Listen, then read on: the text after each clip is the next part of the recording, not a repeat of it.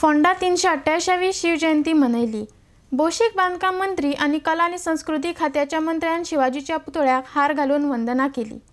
आयच्या काळात अशा विचारांची जगाक गरज आसा म्हूण मंत्री आपल्या भाषणात उलयल्यात। आयडेक्स गोवा खातीर फोंडेच्यान महेंद्र गांवकार।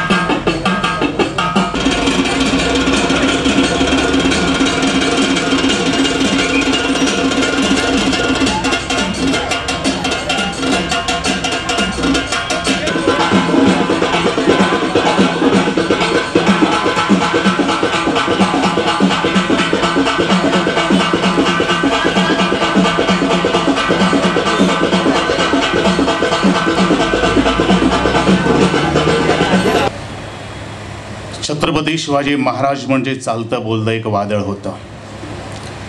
स्वराज्य निर्माण करण्यासाठी प्रत्येकाच्या दारादारात गेला, घराघरात गेला, चुली चुलीपर्यंत गेला आणि त्याने सांगितलं की आम्हाला आमचं स्वराज्य उभं करायचं आहे। आता स्वराज्य म्हणजे काय? स्व म्हणजे माझं, माझं राज्य आपल्याला उभं करायचं आहे असा विश्वास दिला ह्या सर्व मावळ्यांना, सर्व शिवप्रेमींना आणि तेथून पेटून उठला स्वराज्य स्थापनेसाठी। मध्यंतरी भरपूर आडकाठी आल्या, पण कोणतेही चूक न करता न डगमता आपल्या कौशल्यबाजीच्या आणि तलवारबाजीच्या पात्यावरती त्याने स्वराज्य स्थापन केलं। पण हे स्वराज्य स्थापन करताना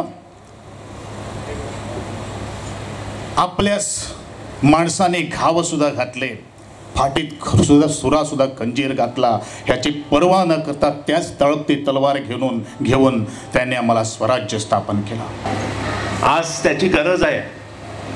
आज मला अभिमान आहे की स्वातंत्र्याची सिंहगर्जना त्यावेळी 1947 साली आमच्या गोव्यात घडली आणि त्या सिंहगर्जनेत ज्यांनी ज्यांनी प्राणार्पण केले ते आम्ही आतापर्यंत विसरू शकत नाही।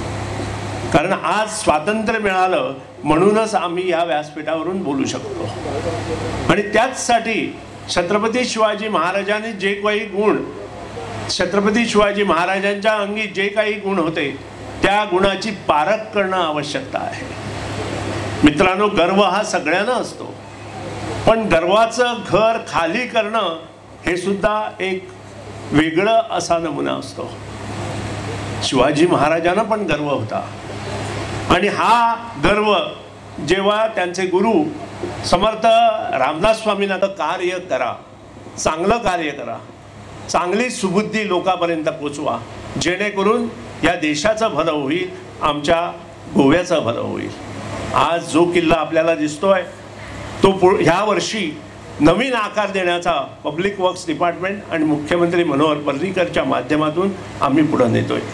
मला अभिमान आहे की एक सुंदर असा किल्ला इथं उभा होईल, त्याचं सहकार्य हे सगळ्यांचं असेल याबद्दल दुमत नाही।